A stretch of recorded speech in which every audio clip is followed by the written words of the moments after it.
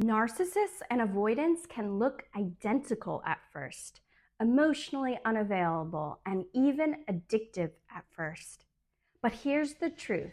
Narcissists are driven by control, avoidants are driven by fear.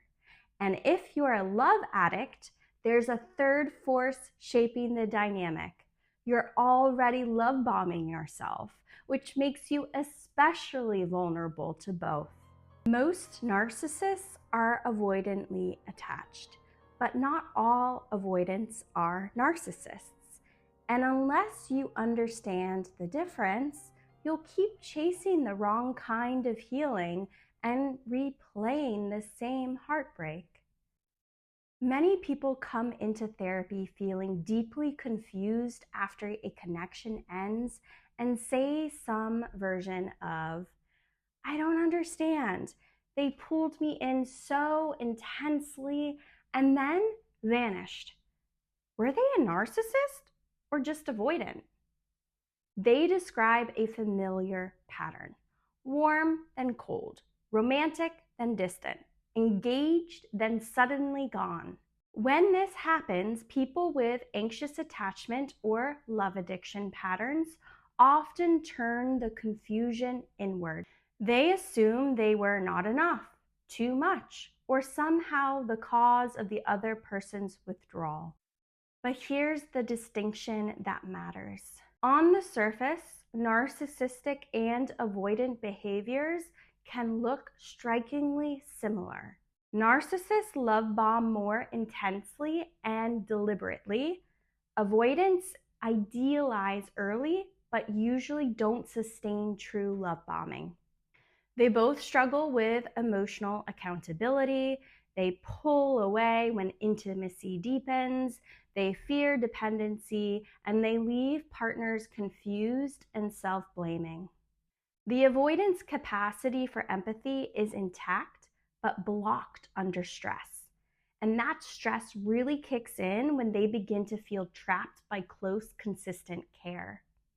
A narcissist's capacity for empathy is limited or conditional.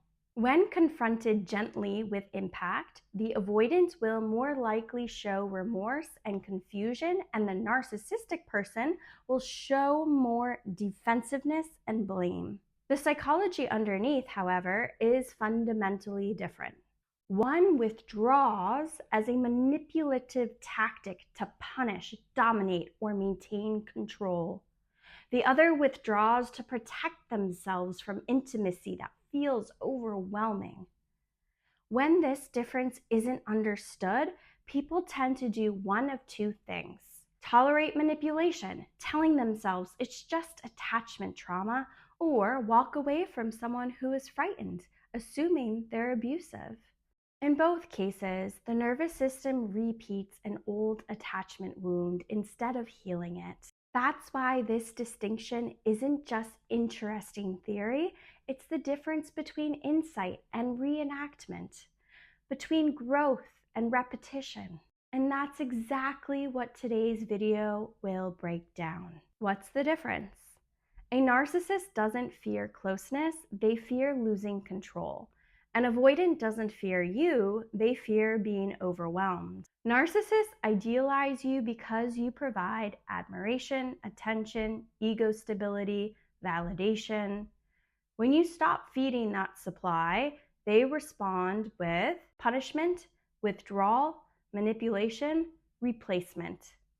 The relationship begins with intensity, fast escalation, grand promises, and future faking. Closeness feels electric as long as it reinforces control and admiration.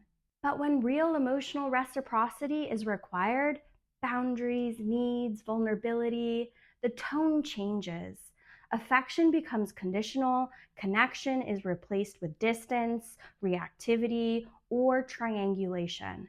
This is not fear of intimacy. It is control responding to the threat of equality. Control disguised as passion.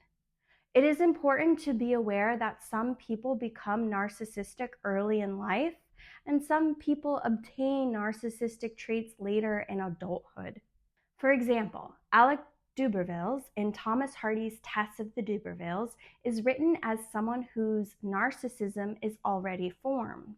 He shows early entitlement to others' bodies and lives. He lacks guilt, remorse, or true self-reflection. He normalizes harm with, "This is just how men are."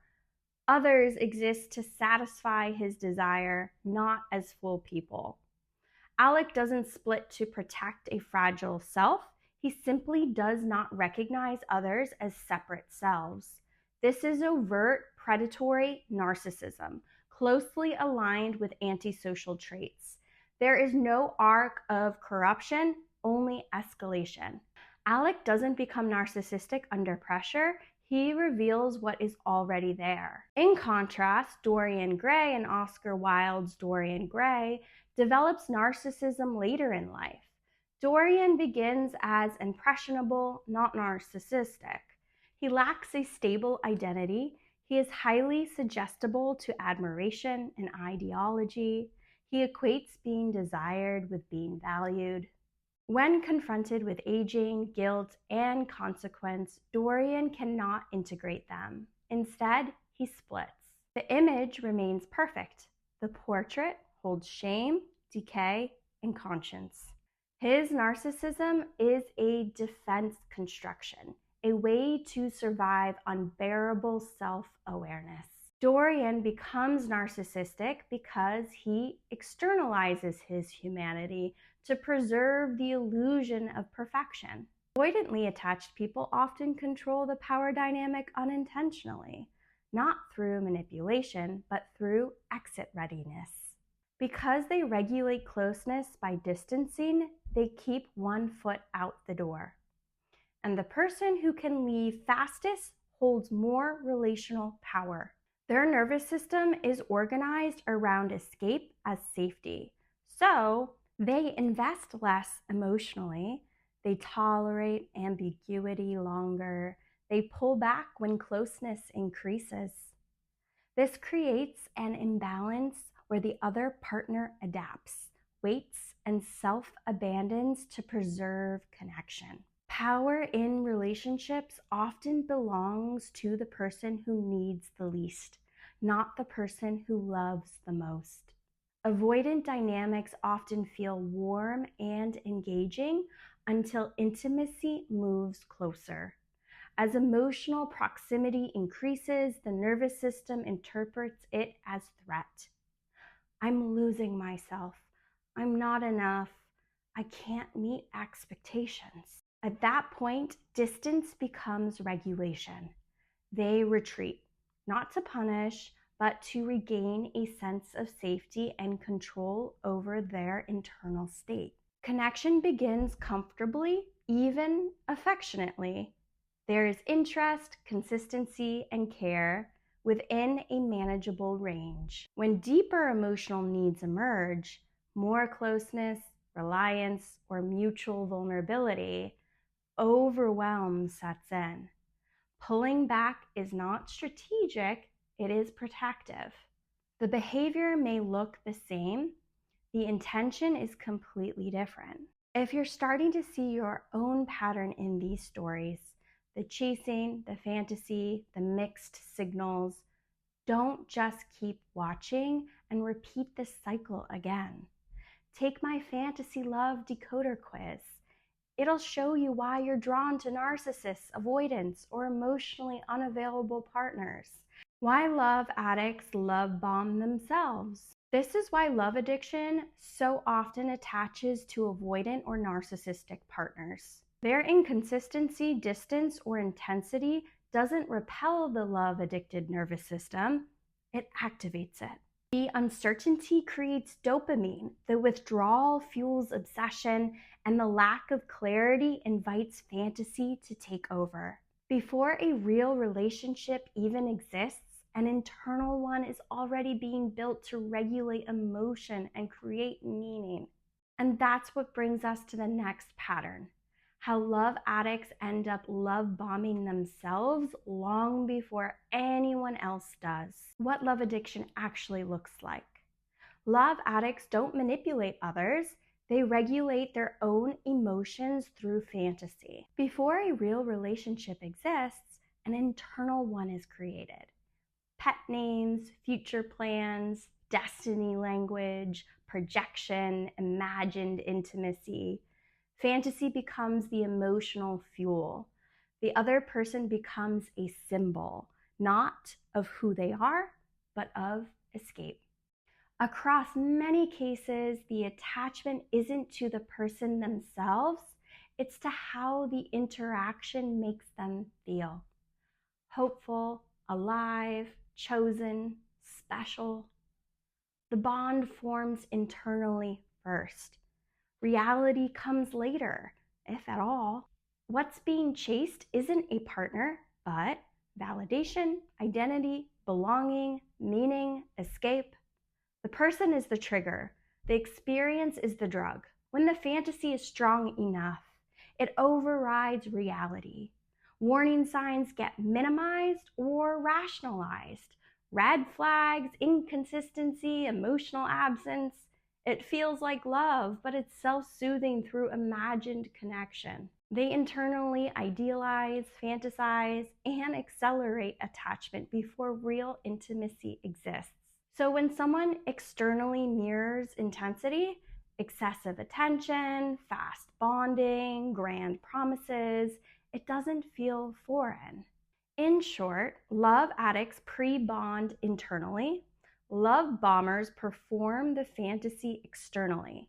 And the overlap makes illusion feel like intimacy. That's why the bond forms so fast, and why reality later feels so devastating. That's why someone else's love bombing feels so convincing to the love addict. It doesn't create the fantasy, it confirms it. And that brings us to the real root of the pattern, where the pattern begins. When childhood love is inconsistent, conditional, intrusive, unstable, your nervous system learns love is uncertain, earn it before it disappears. Adults then recreate that early dynamic, chasing avoidance, tolerating inconsistency, confusing panic for passion, mistaking distance for depth. The brain doesn't distinguish between imagined bonding and real bonding, so the fantasy becomes addictive.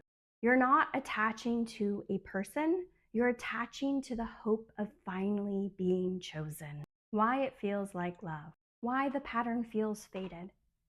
You're trying to finish an old story, one where you finally earn consistent love. Avoidance reminds you unconsciously of the parent who was loving then distant, warm then cold, present then unavailable. Your body runs the script. Maybe this time the ending will change.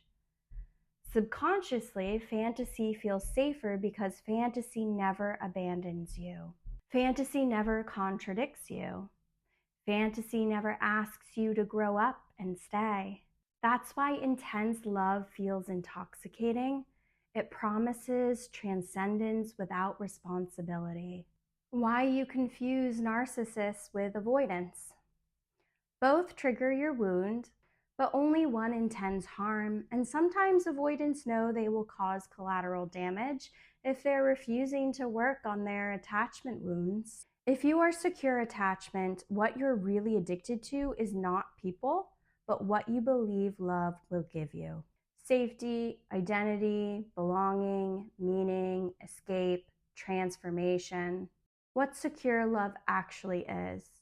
Secure love doesn't feel like being swept away. It feels like being met. It's consistent, steady, sometimes quiet, emotionally available, reality-based. And Anna Karenina Tolstoy shows this contrast clearly. Anna's love burns fast, dramatic, consuming, and destabilizing. But Kitty's love matures. She mistakes intensity for destiny at first. She gets hurt, she heals, and when she chooses Levin, the love isn't thrilling in the way fantasy is. It's honest, reciprocal, and grounded. They talk awkwardly, they misunderstand each other, they repair, they choose each other in reality, not in illusion. There's no constant adrenaline, there's safety, presence, commitment. Sometimes my clients end up going through a few painful relationships until they can appreciate calm, stable love. If you recognized yourself in these patterns, in the fantasy, in the chasing, in the intensity that never becomes intimacy, your story doesn't have to end here. My Fantasy Love Decoder Masterclass will show you the deeper wound beneath your attraction, the pattern your nervous system keeps replaying, and the path back to a love that feels real, mutual, and safe. Click the link below. You deserve a love you don't have to fantasize about.